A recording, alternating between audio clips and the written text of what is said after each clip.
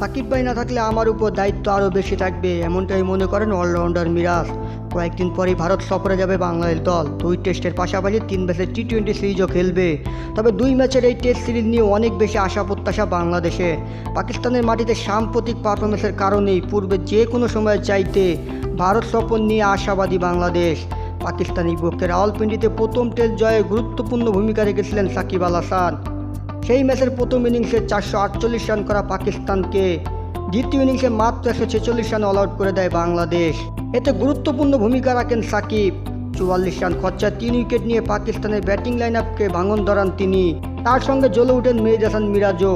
21 run খরচায় 4 wicket নেন এই অলরাউন্ডার। পরে 10 উইকেটে সেই ম্যাচটি জিতে নেয় বাংলাদেশ। ভারত সিরিজের আগে নিজেদের স্পিন জুটির কথা আবারও মনে করে দিলেন মিরাজ। তিনি বলেন, সাকিব ভাই যখন থাকবে না তখন আমার উপরে দায়িত্ব আরও বেশি থাকবে।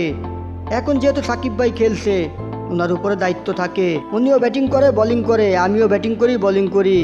দলে যদি 2টা অলরাউন্ডার খেলান তাহলে দল অনেক সুবিধা পায়। পাকিস্তানের মাটিতে তাদের 2-0 ব্যবধান হোয়াইট ওয়াশ করে মূলত অনেক বেশি আত্মবিশ্বাসী বাংলাদেশ দল। দলের ক্রিকেটাররা ব্যাট বা বল হাতে ফর্মে থাকার স্বপ্ন দেখতে শুরু করেছে নাজমুল শান্তর দল।